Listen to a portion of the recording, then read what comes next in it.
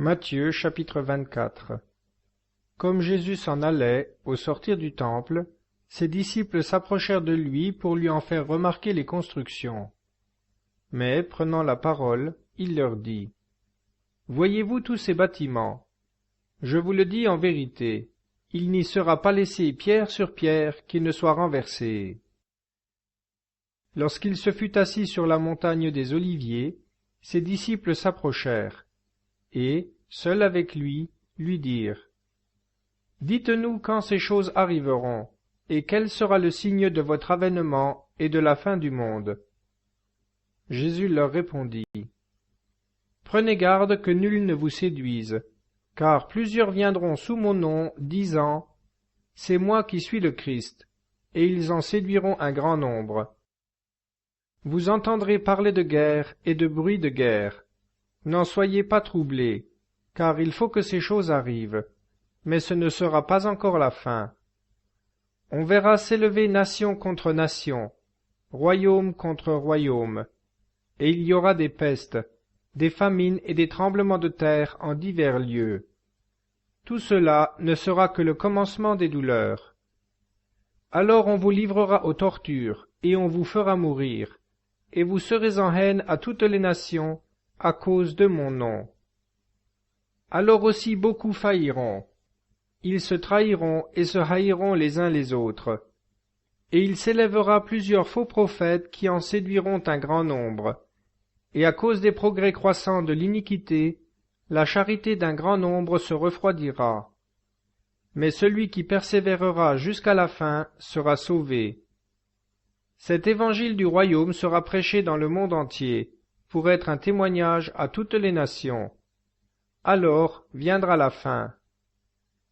Quand donc vous verrez l'abomination de la désolation, annoncée par le prophète Daniel, établie en un lieu saint, que celui qui lit entende, alors que ceux qui sont dans la Judée s'enfuient dans les montagnes, et que celui qui est sur le toit ne descende pas pour prendre ce qu'il a dans sa maison, et que celui qui est dans les champs ne revienne pas pour prendre son vêtement. Malheur aux femmes qui seront enceintes et à celles qui allaiteront en ces jours-là. Priez pour que votre fuite n'arrive pas en hiver, ni un jour de sabbat, car il y aura alors une si grande détresse qu'il n'y en a point eu de semblable depuis le commencement du monde jusqu'ici, et qu'il n'y en aura jamais. Et si ces jours n'étaient abrégés, nul n'échapperait. Mais, à cause des élus, ces jours seront abrégés. Alors, si quelqu'un vous dit, « Le Christ est ici », ou « Il est là », ne le croyez point. Car il s'élèvera de faux Christ et de faux prophètes, et ils feront de grands prodiges et des choses extraordinaires, jusqu'à séduire, s'il se pouvait, les élus mêmes. Voilà que je vous l'ai prédit. Si donc on vous dit, le voici dans le désert, ne sortez point. Le voici dans le lieu le plus retiré de la maison, ne le croyez point. Car, comme l'éclair part de l'Orient et brille jusqu'à l'Occident, ainsi en sera-t-il de l'avènement du Fils de l'homme. Partout où sera le cadavre, là s'assembleront les aigles. Aussitôt après ces jours d'affliction, le soleil s'obscurcira, la lune ne donnera plus sa lumière, les étoiles tomberont du ciel, et les puissances des cieux seront ébranlées.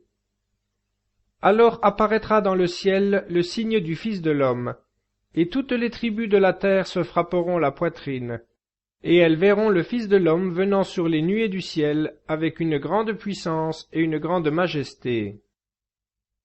Et il enverra ses anges avec la trompette retentissante, et ils rassembleront ses élus des quatre vents, depuis une extrémité du ciel jusqu'à l'autre. Écoutez une comparaison prise du figuier. Dès que ses rameaux deviennent tendres, et qu'il pousse ses feuilles, vous savez que l'été est proche. Ainsi, lorsque vous verrez toutes ces choses, sachez que le Fils de l'homme est proche, qu'il est à la porte. Je vous le dis en vérité, cette génération ne passera point que toutes ces choses n'arrivent. Le ciel et la terre passeront, mais mes paroles ne passeront point. Quant au jour et à l'heure, nul ne les connaît, pas même les anges du ciel, mais le Père seul. Tels furent les jours de Noé, tel sera l'avènement du Fils de l'homme. Car dans les jours qui précédèrent le déluge, les hommes mangeaient et buvaient, se mariaient et mariaient leurs filles, jusqu'au jour où Noé entra dans l'arche. Et ils ne surent rien, jusqu'à ce que le déluge survint, qui les emporta tous. Ainsi en sera-t-il à l'avènement du Fils de l'homme.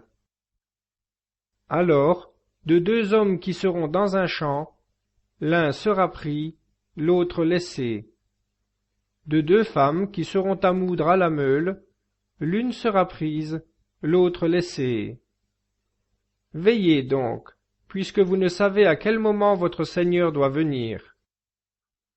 Sachez-le bien, si le père de famille savait à quelle heure le voleur doit venir, il veillerait et ne laisserait pas percer sa maison. Tenez-vous donc prêts, vous aussi, car le Fils de l'homme viendra à l'heure où vous n'y penserez pas.